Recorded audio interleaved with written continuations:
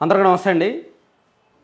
ఈ హెడ్డింగు, ఈ thumbnail YCP వర్గాలను కాస్త అంటే నేను కావాలని పార్టీకి వ్యతిరేకంగా చెప్తున్నానో లేదంటే పార్టీని భయపెడుతున్నానో అనుకోవచ్చు. కానీ ఒక కీలకమైన సున్నితమైన విశ్లేషణ ఈ వీడియోలో నేను చెప్తా. నిజంగా వైఎస్ఆర్ కాంగ్రెస్ పార్టీ కంప్లీట్గా క్లోజ్ అయిపోయే ప్రమాదం పొంచి ఉంది. మొండిగా నాకేం కాదు, అంతా నా ఇష్టం, నా పార్టీ కాబట్టి నేనేం చేస్తే అదే జరుగుద్ది, నేనేం చేస్తే అదే జరగాలి, పూర్తిగా నా చేతుల్లోనే ఉంది, ఇది నా పార్టీ అనుకుంటే పార్టీని క్లోజ్ చేసే పరిస్థితుల్లో రావచ్చు. జగన్మోహన్ రెడ్డి గారితో ఎవరు ఉండకపోవచ్చు. ఇది వైసీపీని అప్రమత్తం చేయడానికి రాబోయే పరిణామాలను నేను నిజంగా ఊహించే చెప్తున్నా. చాలామంది కామెంట్ చేయొచ్చు, మీరు ఊహాజనిత కథనాలు వద్దు అని. ఈ ఊహించడానికి కొన్ని లాజికల్ మెథడ్స్ ఉన్నాయి. ఖచ్చితంగా గతంలో ఏం జరిగింది, భవిష్యత్తులో ఏం జరగబోతోందని చెప్పడానికి కొన్ని రీజన్స్ ఉన్నాయి. కాబట్టి ఇది సున్నితమైన అంశం. కొంచెం పూర్తిగా విన్న తర్వాత, పూర్తిగా చూసిన తర్వాత ఈవెన్ వైసీపీ వాళ్ళైనా టీడీపీ వాళ్ళైనా కామెంట్ చేయండి. వైసీపీ క్లోజ్ చేసే పరిణామాలు ఉన్నాయా లేదా అనేది ఈ వీడియోలో చెప్తా. ఎందుకు ఆ మాట అన్నాను అనేది కూడా చెప్తా. వైసీపీ వాళ్ళు, కరుడు కట్టిన వైసీపీ వాళ్ళైనా సరే ఈ వీడియో చూసి నిజమే అనిపిస్తే గుడ్ అని కామెంట్ చేయండి, బాగుందని కామెంట్ చేయండి. లేదు అబద్ధం అనుకుంటే యాజ్ యూజువల్ టీడీపీ కుక్కనో పెయిడ్ కుక్కనో ఏదో ఒకటి మీ ఇష్టం వచ్చినట్టు కామెంట్ చేసుకోండి, నో ప్రాబ్లం. సో ఇక్కడ నేను చెప్పదలుచుకున్నది అయితే చెప్తా. ముందుగా వైసీపీ క్లోజ్ అయిపోయే పరిణామాలు ఎందుకు ఉన్నాయి అని నేను అన్నానంటే, ఎందుకు, రీజన్ ఏంటి? ఒకటి, దాదాపుగా 82 మంది ఎమ్మెల్యేలను మార్చాలి అని చూస్తున్నారు. ఈ 82 మందిలో దాదాపుగా 40 మంది ఎమ్మెల్యేలు ఆల్రెడీ ఇతర పార్టీలతో టచ్లోకి వెళ్ళారు. వీళ్ళు ఇంకో 25 మంది ఎమ్మెల్యేలను కలుపుకొని ఇతర పార్టీలతో టచ్లోకి వెళ్ళడానికి కానీ, లేదా కర్ణాటకలోను తెలంగాణలోను కాంగ్రెస్ పార్టీ గెలిచింది కాబట్టి ఆంధ్రప్రదేశ్లో కాంగ్రెస్ పార్టీని పెంచి పోషించడానికి కానీ వీళ్ళలో కొంతమంది ఎమ్మెల్యేలు రెడీ అవుతున్నారు.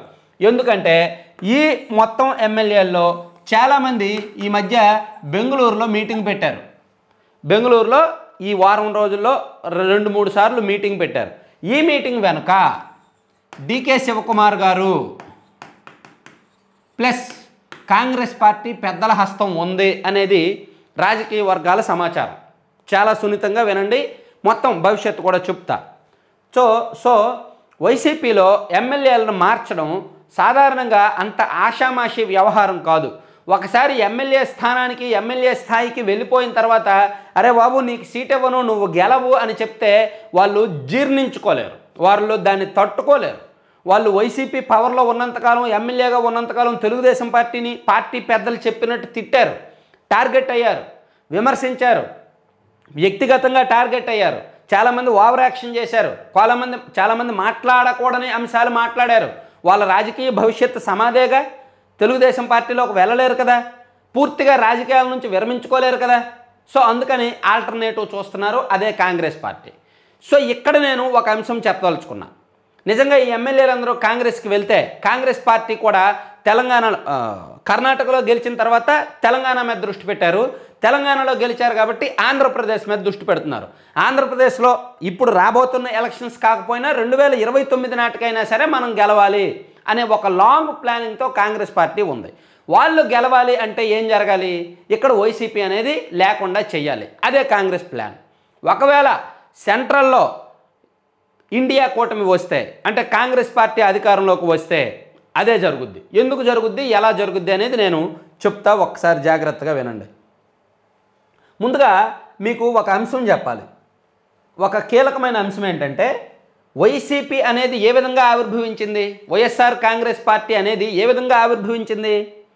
కాంగ్రెస్ పార్టీ ఓట్ బ్యాంక్తోనే వైసీపీ అనేది రూపాంతరం చెందుకుంది కదా. మన రాష్ట్రంలో మొదటి నుంచి సాంప్రదాయబద్ధమైన రాజకీయాలు మనం మొదటి నుంచి చరిత్ర పరిశీలిస్తే కాంగ్రెస్ వ్యతిరేకం అదే ఉంది. జాగ్రత్తగా మీకు ఎన్నికల ఓటింగ్ పర్సంటేజ్, సీట్లు కూడా చెప్తాను చూడండి.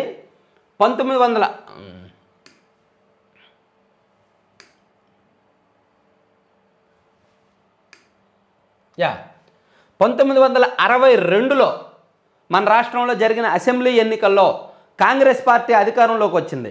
కానీ కాంగ్రెస్కు వ్యతిరేకంగా 51 మంది ఇండిపెండెంట్లు గెలిచారు. జాగ్రత్తగా వినండి, 51 మంది ఇండిపెండెంట్లు గెలిచారు. అలాగే సిపిఐ నుంచి 51 మంది గెలిచారు. కమ్యూనిస్ట్ పార్టీ నుంచి 1962లో 51 మంది కమ్యూనిస్ట్ పార్టీలు, ఇండిపెండెంట్లు 51 మంది గెలిచారు. ఆ తర్వాత జరిగిన పరిణామాల్లో తెలుగు రాష్ట్రాల్లో కమ్యూనిస్టుల ప్రభావం తగ్గింది.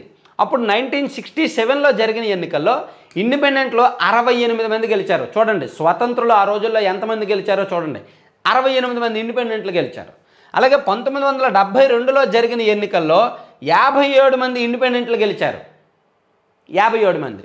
సో 1978లో జరిగిన ఎన్నికల్లో 52 మంది 53 మంది ఇండిపెండెంట్లు గెలిచారు. అంటే ఇక్కడ జాగ్రత్తగా వినండి, 1983లో టీడీపీ ఆవిర్భవించింది.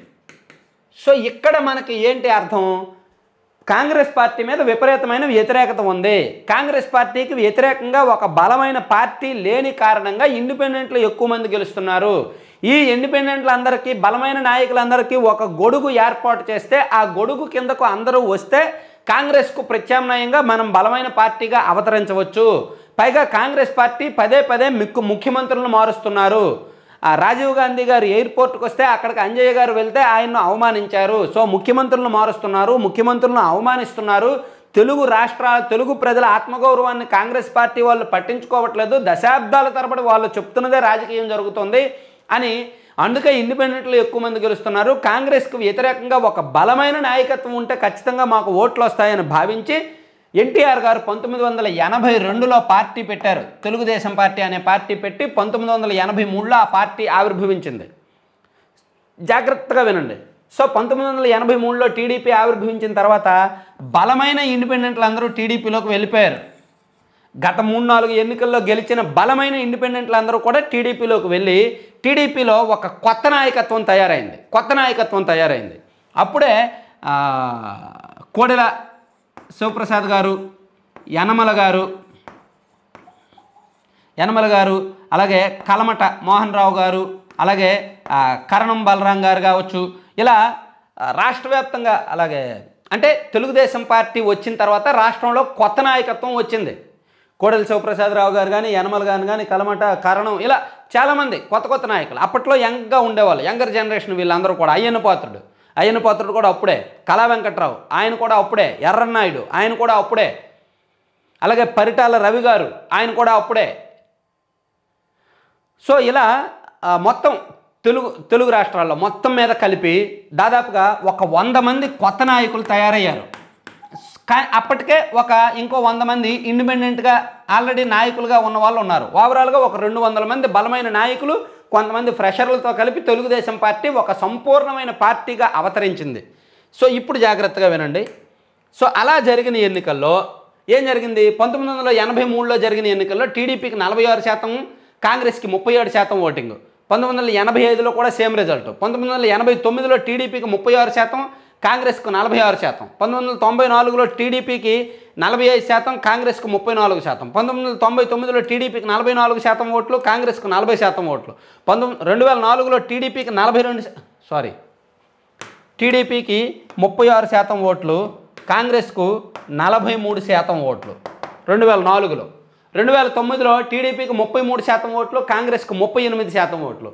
2014 ఇక్కడ మొదలైంది కథ. 2014 వచ్చేసరికి రాష్ట్ర విభజన కారణంగా కాంగ్రెస్ పార్టీ చచ్చిపోయింది, ఐసీయూలోకి వెళ్ళిపోయింది. ఇక్కడ నుంచి పందా మారింది. జాగ్రత్తగా వినండి. సో అప్పుడు వరకు కూడా వచ్చిన ఓటింగ్ కాస్త మారి 2014లో కాంగ్రెస్కు ఉన్న ఓట్ బ్యాంక్ మొత్తం జగన్మోహన్ రెడ్డి గారికి వెళ్ళిపోయింది. ఇది అసలైన కథ. విన్నారు కదా?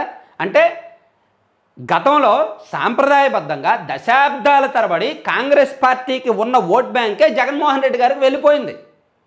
2014 ఎన్నికల్లో స్పష్టం. 2014 ఎన్నికల్లో టీడీపీకి 44% ఓట్లు వస్తే ఆంధ్రప్రదేశ్లో, వైసీపీకి 42% ఓట్లు వచ్చాయి. కాంగ్రెస్కు కేవలం ప్రత్యేక ఆంధ్రప్రదేశ్లో కాంగ్రెస్ పార్టీకి 1.5% ఓట్లు వచ్చాయి.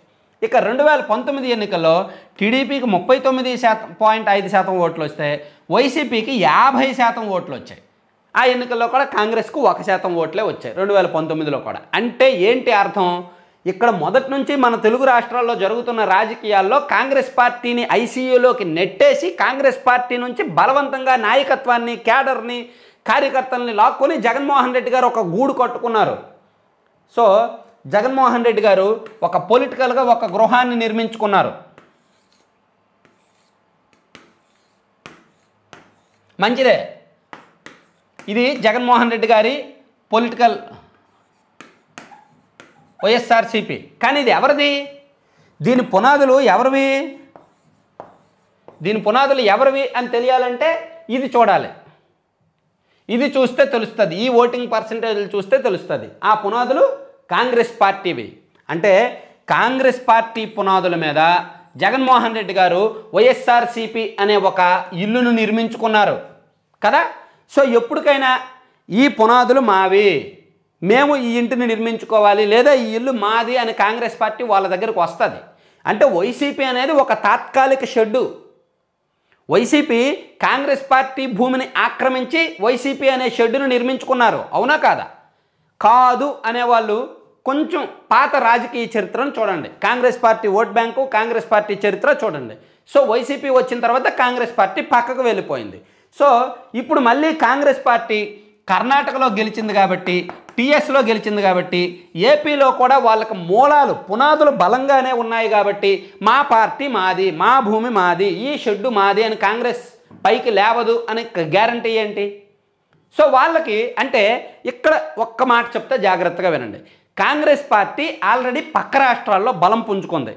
ఆంధ్రప్రదేశ్లో చిన్న సందు కోసం ఎదురు చూస్తోంది. ఆ సందు జగన్మోహన్ రెడ్డి గారే ఇస్తున్నారు.